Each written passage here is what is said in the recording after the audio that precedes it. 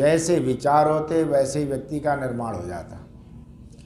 और विचार पढ़ने और सुनने से बनते हैं। पढ़ा लिखा आदमी अच्छी अच्छी किताबें पढ़ ले, और नहीं तो अच्छे लोग हैं उनकी बात जा कर के सुने। आज सबसे ज़्यादा बिगाड़ हो रहा है या सबसे ज़्यादा बीमारी फैली है, वो सिर्फ ये है, वेद में एक जगह आया है, आँखों वाले देखो कानों वाले सुनो। एक सामान्य सी बात है, आँखों से देखा ही जाता, कानों से सुना ही जाता है। पर वेद में जब ये शिक्षा दी, इसका मतलब है कोई विशेष बात है। इसका मतलब आँखों वाले देखते नहीं और कान होते हुए भी सुनते ही नहीं। सुनने लग जाएं और देखने लग जाएं तो सारी बात बन जाए। और अब तो विशेष बीमारी फैल गई है। हमारे शास्त्रों में जहाँ पर वक्ता की प्रशंसा की गई है ना, वहाँ श्रोता की भी की गई है। ये कहा गया वो आदमी बहुश्रुत था, अर्थात बहुत सुनता था। बहुत बोलना ज़्यादा बढ़िया नहीं, जितना बहुत सुनना बढ़िया है। बहुत सुनते थे लोग, नाम उनका पड़ जाता था बहुश्रुत, बहुत सुनने वाले। पर केवल सुनने से ही काम थोड़ी चलता है।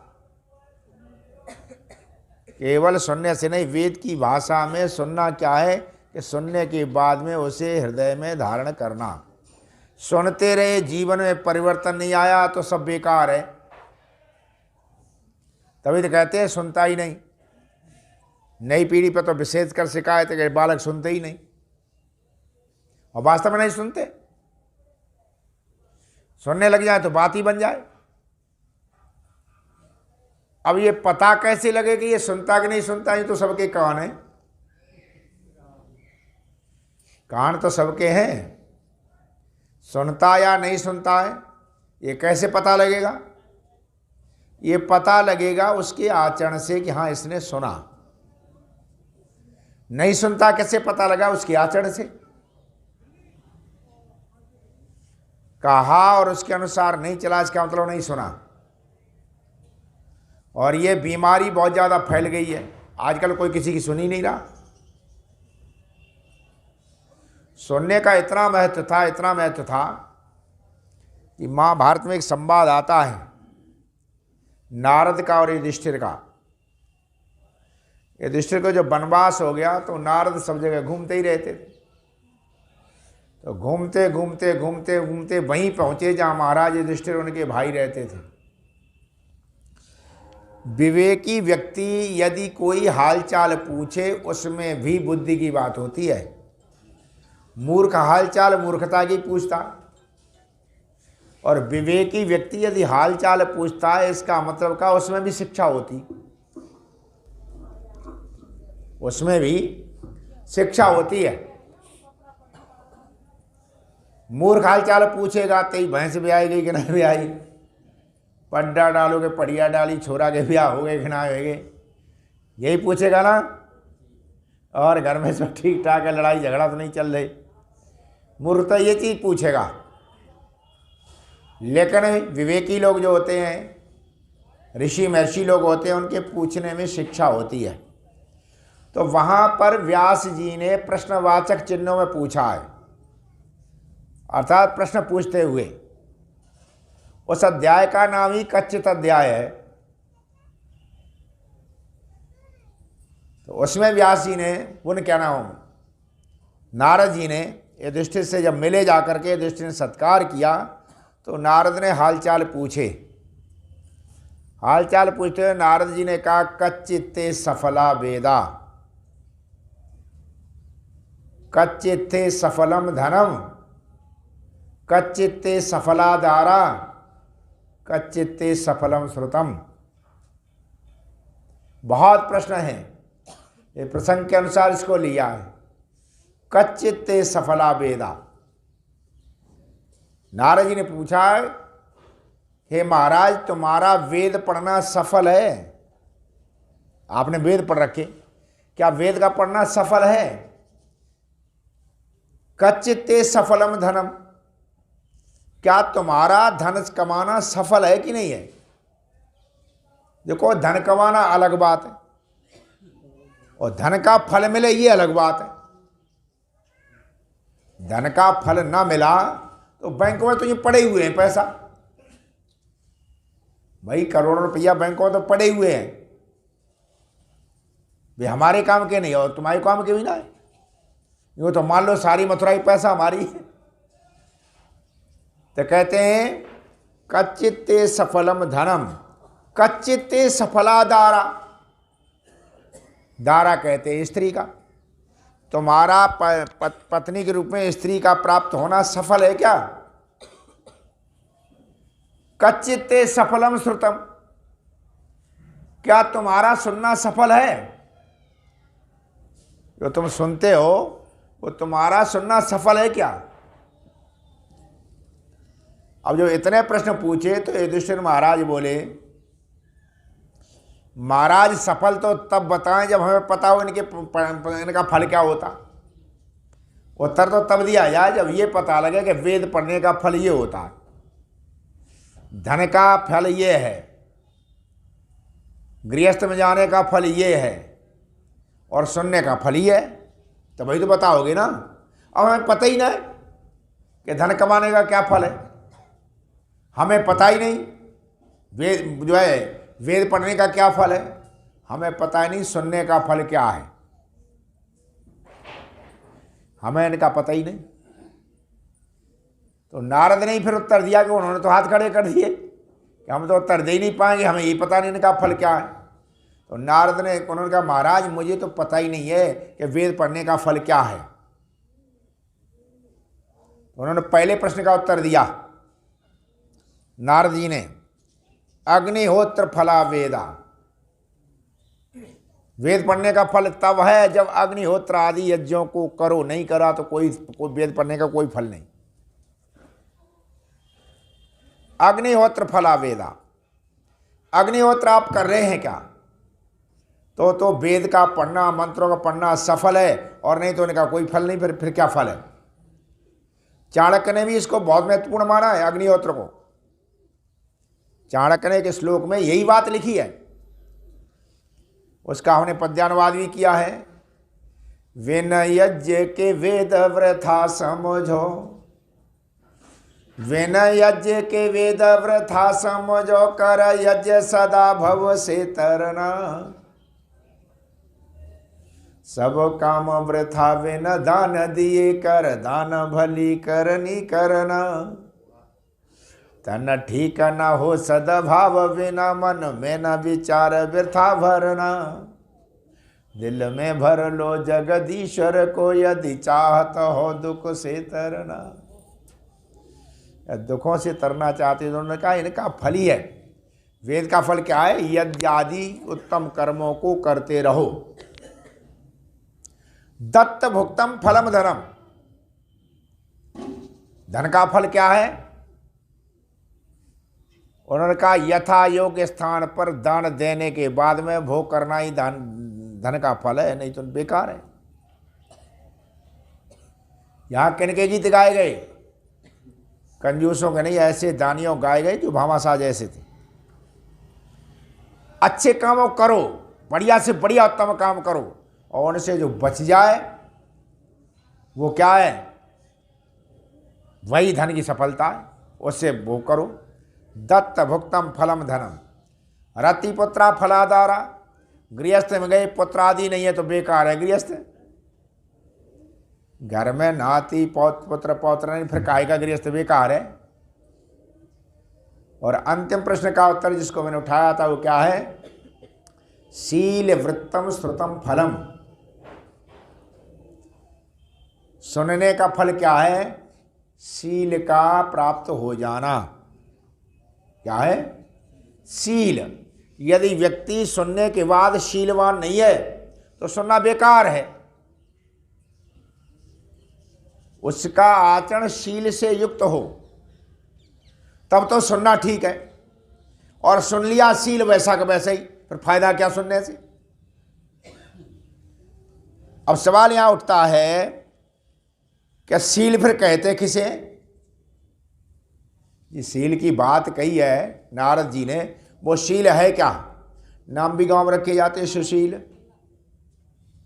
है ना। परिवार बड़ा शीलवान है, बालक बड़ा सुशील है, तो सुशील में क्या क्या आ जाएगा। महर्षि ध्यान ने भी लिखा है, उन्होंने कहा माता पिता संतानों को कैसी शिक्षा करें।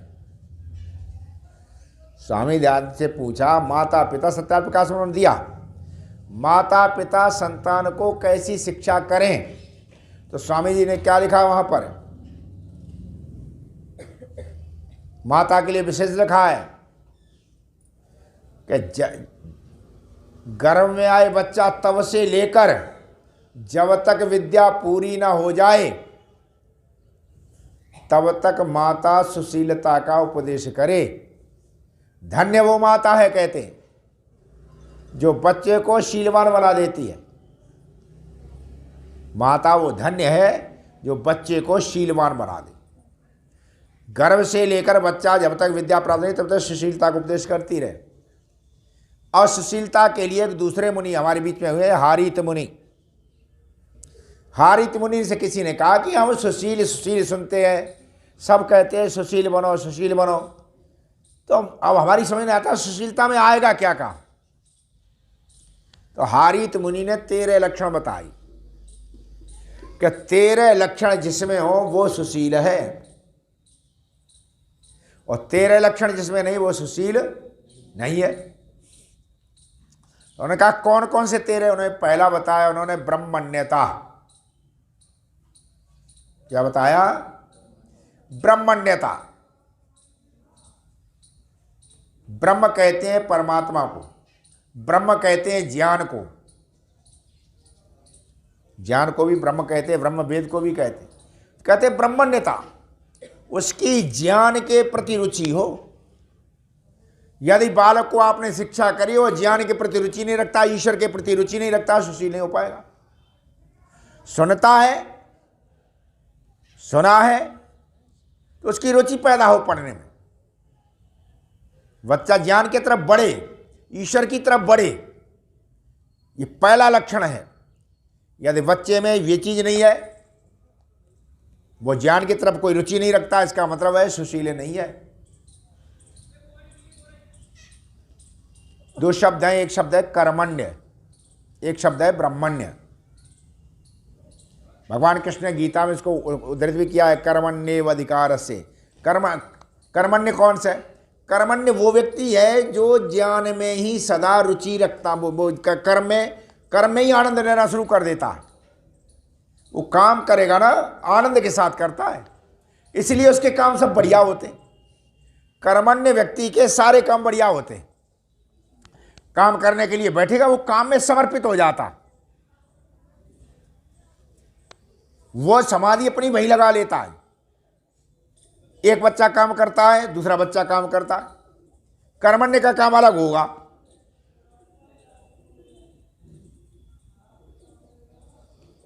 ये नहीं कोई बड़े काम में, छोटे काम में भी दिखाई देता।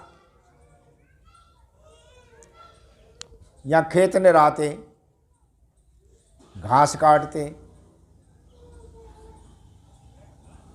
अब ये इसका छोटा भाई यहाँ पर था, ब्रह्मचारी का, रवि का, अनिल। अब वो दूसरे को टोकता था, बाल को, उन्हें गुस्सा आता, तू क्यों टोकता हमको?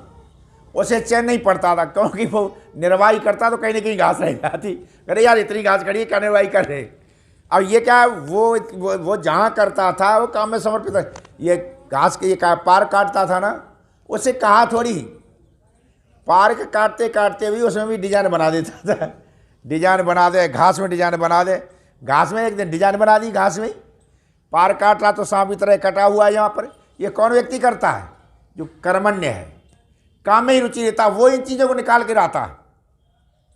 और मैंने देखा वो अपने में तन्मय हो जाता। जिस काम को करे कर्मण्य व्यक्ति, दुनिया में जहां काम करता है वो सफलता मिलती है। एक ब्रह्मचारी का फाड़ रहा लकड़ी, दूसरे ने कही चल यार वॉलीबॉल खेल रहे हैं। तो कहा यार वॉलीबॉल का समय हो गया, बता सब आनंद तू बेकार कर रहा है। वो कह रहा है कि वॉलीबॉल में भले ही तुम्हें आनंद है, हमें लकड़ी में ही आ ये भी तो आनंद है। कहते हमें इसी भी आनंद आ रहा है बहुत।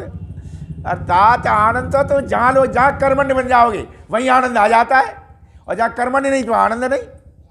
ये ध्यान रखो, बालक पढ़े और पढ़ने के बाद कर्मण्य हो जाए तो समझ लो उसको विद्या आएगी। कर्मण्य विद्या पढ़ता है, कर्म करता है तो उसके अनुसार करता है, और नहीं करता तो फिर उसे आती नहीं, वो तो डंडे वाली हो जाती, तो डंडे वाला काम नहीं। तो जैसे कर्मण्य है वैसे ही ब्रह्मण्य है। एक तो काम में रुचि लेता है, एक ज्ञान में रुचि लेता है। ज्ञान में रुचि लेने लगा, सुन लो, सुन रहा है। ज्ञान में रुचि ले, इसका मतलब क्या है? सुन रहा है। सुशीलता का पहला लक्षण है कि बच्चा ज्ञान में रुचि ले, ईश्वर में रुचि ले, तो समझ लो बच्चा पढ़ रहा है। फिर बच्चा उद्धरण नहीं हो सकता। आज की स्थिति क्या है? आज ब्रह्मण्य तो नहीं है। हर तरह की पढ़ाई के लिए नहीं कहा है। वो पढ़ाई जो वो पढ़ाई करे, स्कूल की करे, लेकिन आध्यात्मिक क्षेत्र में यदि रुचि नहीं लेता तो ब्रह्मण्य नहीं है। वेद ज्ञान के प्रति रुचि नहीं तो ब्रह्मण्य नहीं है। न कोई समय ऐसा था कि ब्रह्मचारी दिखाई दे जाते थे गुरुकुल के तो आदमी आश्वस्त हो जाता था, अब कोई चिंता नहीं, ब्रह्मचारी है। अब कोई चिंता नहीं, अब तो ब्रह्मचारी हमें दिखाई दे गए। और आज स्थिति क्या है? कॉलेज के 4 बच्चे खड़े दिखाई दे, आदमी कहाँ बताया कि बदमाशी करें, कजू न कजू गड़बड़ होगी। गुंडे हैं, तुम देखो जा करके, पंखे तोड़ें, कुर्सियां तोड़ दें, पथराव कर दें। जब भर्ती हर्ती के लिए जाते रेल तोड़ देवे, पंखे तोड़ देवे, मतलब उन्हें नुकसान करना है। वो ब्रह्मण्यता में नहीं आते। ब्रह्मण्यता में है कि जिनका ब्रह्म के प्रति, ईश्वर के प्रति समर्पण है, ज्ञान के प्रति समर्पण है। पहला लक्षण क्या है? वो ब्रह्मण्य होते, वो कभी गड़बड़ कर ही नहीं सकते। ये ब्रह्मण्यता आ गई तो समझ लो अब आगे बढ़ जाएंगे।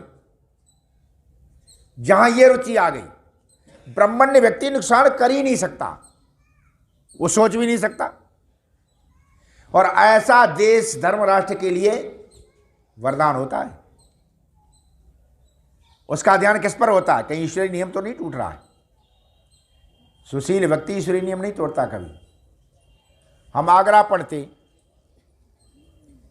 अब आगरा पढ़ते हम देहात के बालक, शहर में अच्छा नहीं लगता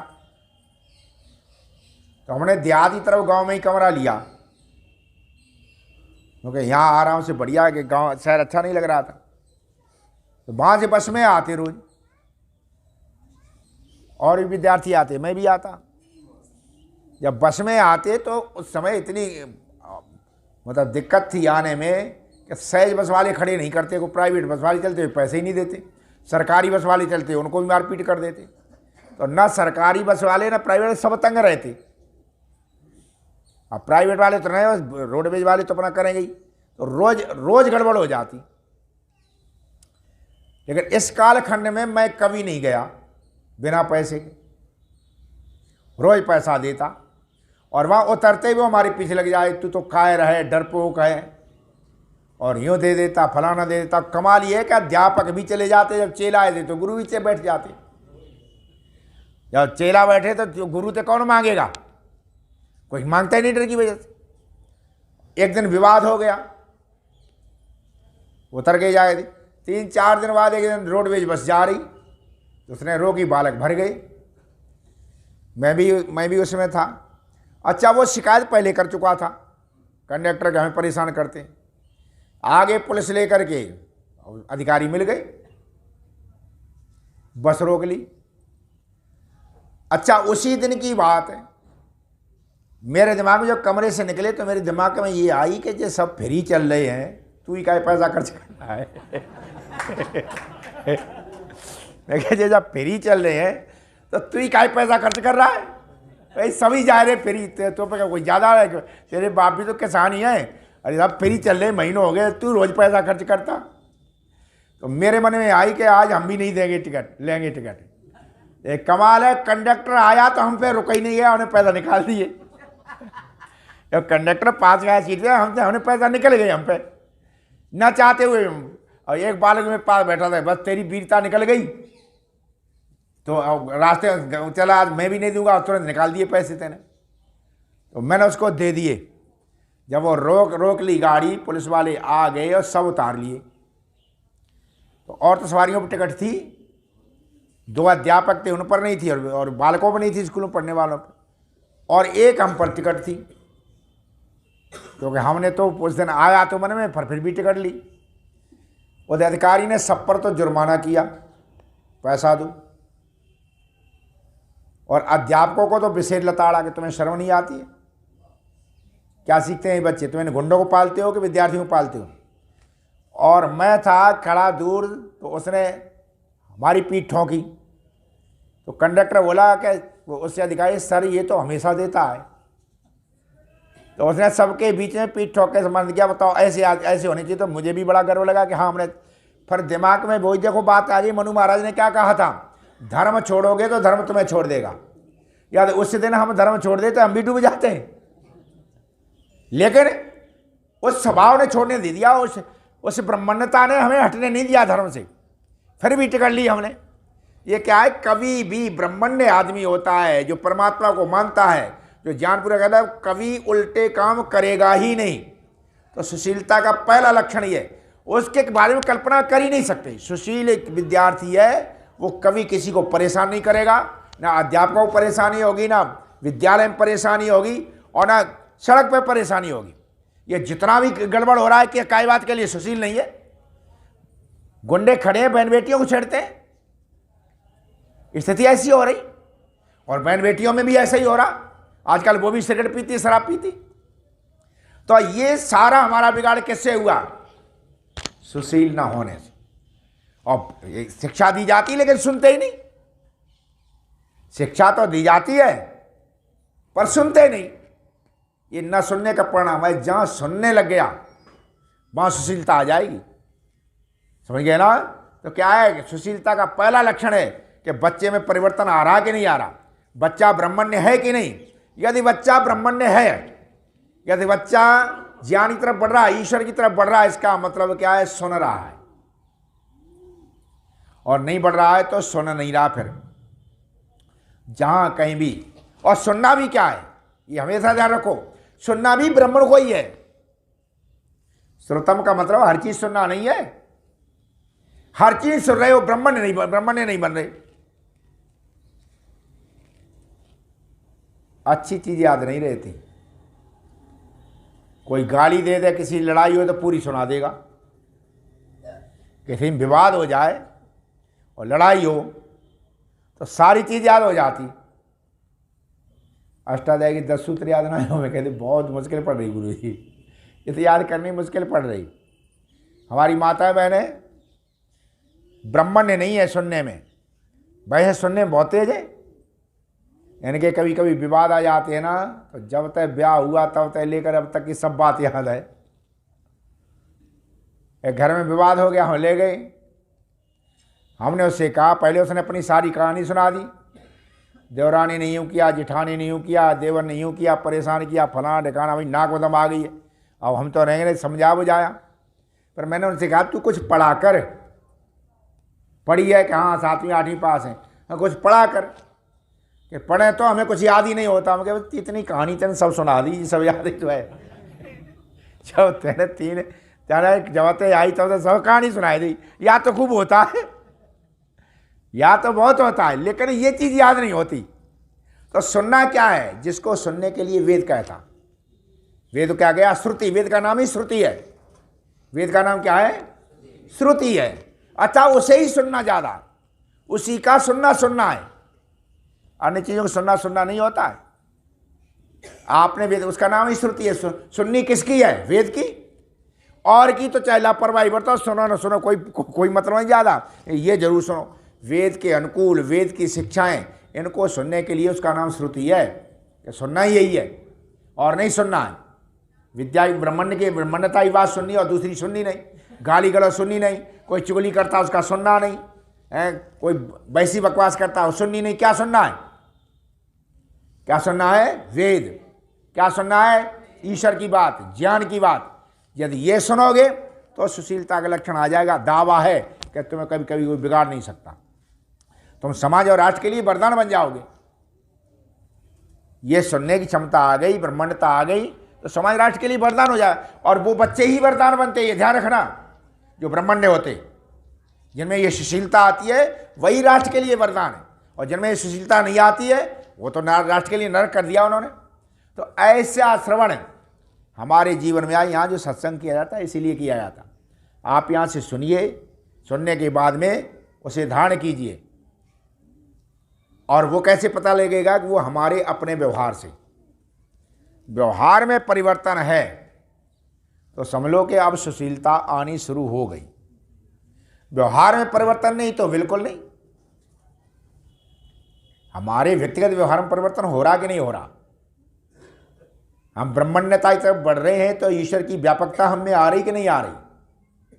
ये न सुनना, नाम लेते रहे हम वेद का, लेकिन श्रुति को हमने श्रुति समझा नहीं।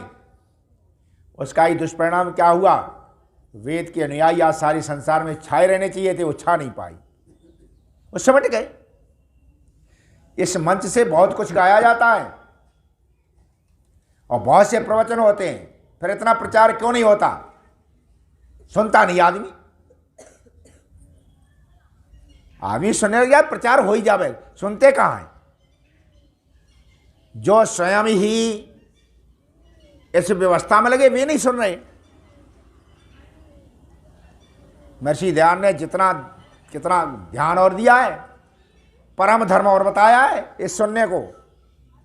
वेद का पढ़ना, पढ़ाना, सुनना, सुनाना सब आर्यों का धर्म नहीं, परम धर्म की बात कही। परम धर्म इसीलिए बताया स्वामी जी ने कि सब धर्मों से ऊपर ये है। वेद का सुनना सब धर्मों से ऊपर है। इसे सुन लिया, हमने तो थोड़ा ही सुना था, हम कहां से कहां पहुंचे जाकर। हमने थोड़ा ही सुना था, हम वो सुनने से ही घर छोड़ बैठे। और जहां पर भी रहे वो ब्रह्मांडता के साथ रहे। और ऐसा नहीं है जो कार्य कर रहे हैं वो कार्य भी उसी से हो रहा है। हम चाहे यहां पर बैठे, कहने मुझे आश्चर्य होता है, हम जहां तक नहीं पहुंचते हैं वहां लोग करते हैं। आज अलीगढ़ से फोन आया कि आप गुरुकुल की 4 दीवारी कर रहे हैं। हम क्या हाँ कर रहे हैं। आप चतुर्वेद यज्ञ भी कर रहे हैं? क्या कर रहे हैं? मुझे बताया गया है, हमने नहीं उन्हें बताया, मुझे ऐसा बताया है। हमारी ट्रस्ट है, आप एक निवेदन हमारे पास ट्रस्ट के नाम से भेजो, क्या बाउंड्री के लिए पैसे चाहिए, यज्ञ के लिए पैसे चाहिए, तो फिर हम अपने हाथ से व्यवस्था करवाते हैं। हम क्या आपका बहुत धन्यवाद है जो आपके भी, धन्यवाद नहीं है, ये हमारा सौभाग्य है, क्योंकि हम सब जगह देते नहीं। एक ऐसा कर्म उपस्थित आपने कर दिया जहां हमारा देना सफल हो जाएगा, गुरुकुल बचेगा, ये बचेगा, ये बचेगा। अच्छा, ये सारी चीज़ कैसे जाती है? मांगना नहीं जाना पड़ा है, लेकिन आदमी दे रहा है, एक विश्वास है। ब्रह्मांडता एक विश्वास लाती है समाज में। सुशील व्यक्ति को जो कह देगा ना, समाज में उसका विश्वास होता है। ये सुशीलता, इसमें ये गलत कह ही नहीं सकता। और असल में है ही ये, सुशील व्यक्ति पर झूठ बोला ही नहीं जाएगा। वो ब्रह्म के पास है, झूठ कैसे बोल जाएगा? और न वो डरता है कभी, वो डरता नहीं है, क्योंकि अक्षर जो होता है उसको भी ब्रह्म कहा गया है। शब्द ब्रह्म, ब्रह्मांडता क्या है? शब्द के सही स्वरूप को हमें सुरक्षित रखना है, ये ब्रह्मांडता है। शब्द ब्रह्म है वावरे, शब्द ब्रह्म है वावरे, जिसे तो हम सुना रहे हैं ये ब्रह्म है। शब्द ब्रह्म है वावरे, लेना झूठ की ओट, जो कुछ कहना है तुझे कह डंके की चोट। जब ब्रह्म शब्द ब्रह्म है फिर झूठ की काय साथ है? डंके की चोट को बात बनेगी क्यों नहीं बनेगी? शब्द यदि ब्रह्म है, ब्रह्म सबसे बड़ा है, तो बात बनेगी। लेकिन यदि शब्द कोई रगड़ोगे, शब्द कोई ढंग से गलत प्रयोग करोगे, गलत शब्द ही अपने अंदर लाओगे, तो फिर बंटा ढा रहा है, फिर बात नहीं बना करती। बात तभी बनती है जब हम शब्द ब्रह्म को ब्रह्म की तरह समझें। तो ये अपने जीवन में ब्रह्मांडता हम अपने जीवन में लाएं। कारण जब मर गया है ना, कारण जब मरा तो कृष्ण ने कहा कि वैसे तो इसमें एक ही गलती हो गई थी कर्ण पर। कर्ण बहुत बढ़िया आदमी था, केवल एक गलती हो गई, गलत आदमी का एहसान ले बैठा। गलत आदमी का कभी एहसान नहीं लेना चाहिए। अच्छे आदमी को गलत आदमी का एहसान ले लोगे, अच्छा आदमी तो एहसान चुकावेगा और वो तुम्हारा दुरुपयोग करेगा। तुम ये सोचोगे यार इसका एहसान ले लिया, काम करने, वो ऐसे ही कर्ण ने, दुर्योधन ने किया, उसके ऊपर मुकुट धर दिया, अंग देश का राज दे दिया, फिर उससे मनमाना काम करा। वो अंदर से दुखी था, अंदर से दुखी था और मारा भी गया, केवल एक एहसान से मारा गया जीवन में। तब कृष्ण ने जब मारा गया तो दुर्योधन वो क्या नाम, युधिष्ठिर खुश हो गए। जब खुश हो गए और कृष्ण दुखी हो गए। उनका दुश्मन मारा गया, दुखी कैसे हो? तो क्या कहा, मगर जो कुछ भी था, मनुज सुवरिष्ठ था वह, सत्यवादी नहीं, धर्मनिष्ठ था वह, बड़ा ब्रह्मण्य था, मन का यति था।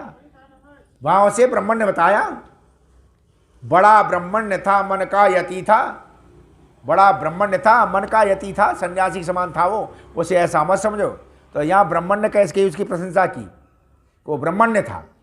तो वो ब्रह्मण्यता हमारे अपने जीवन में आए, वो शब्द हम सुने तो हमारे अपने जीवन में आए, हम कह दें हमने सुना है, हम धारण करें। और हमने यदि कह दिया तो लोगों को विश्वास हो कि ऐसा अब हो नहीं सकता कि ये चीज़ ना हो।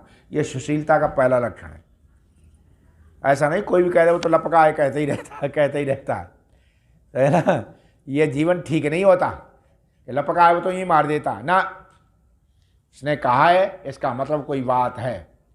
उसने कहा है, समाज गंभीरता से लेगा, गरिमा से लेगा। तो ये सुशीलता का पहला लक्षण हमने आपको बताया है। 13 लक्षण हैं, धीरे धीरे बताते रहेंगे, अपने जीवन में लाते रहिए। समझ गए ना?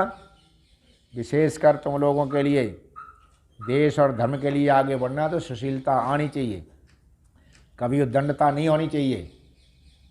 हालांकि वृंदावन के ब्रह्मचारी अधिकांश हमारे ऐसे हैं नहीं जो हमारे सामने अब ऐसे करें जाकर, कोई शिकायत इनकी है नहीं, हम रखते ही नहीं शिकायत वाले।